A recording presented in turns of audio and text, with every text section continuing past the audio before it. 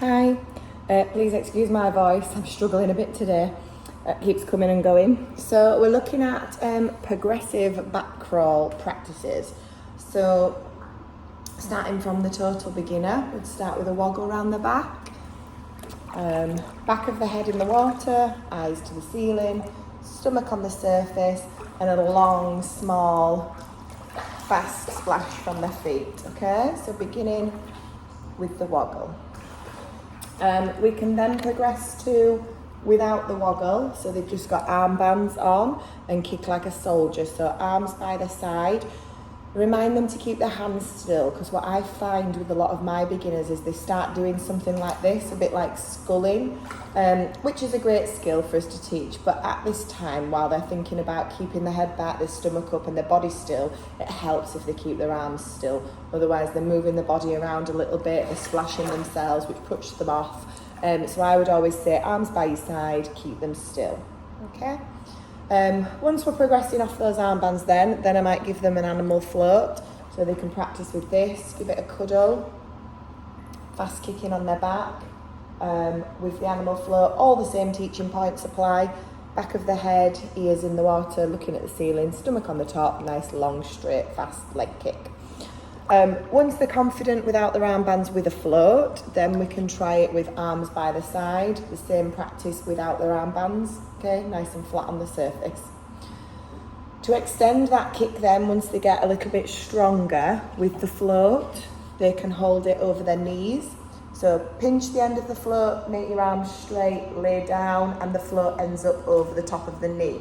This is quite good for those children that have a bit of a leg kick like this, and they're bringing that knee up to the surface because it forces them to keep the knee under the water and just splash down at the toes, okay? So float on the knees, you can take it above the head, float above the head, fast kicking. This one is difficult if they don't have their stomach to the surface. So I talk about being flat as a pancake, not a banana in the water, okay? So they need to push their tummy to the surface for this one.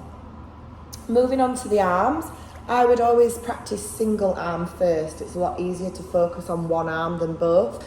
So I ask them to hold the float on the chest, start with one arm by their side, nice and straight like a soldier, bring it up in front of your nose, turn the hand, reach all the way to the ear and push back down to your thigh.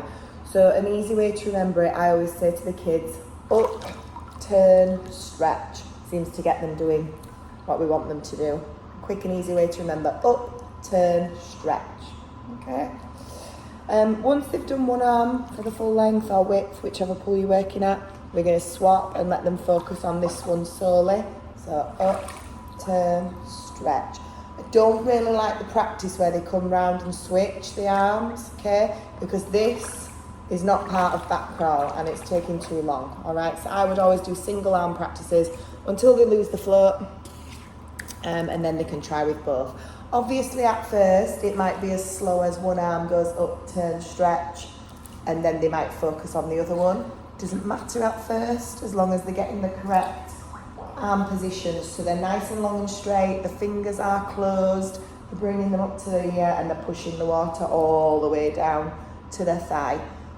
At a later stage, so maybe end of stage 4, stage 5, you can start to talk about continuous arm movements.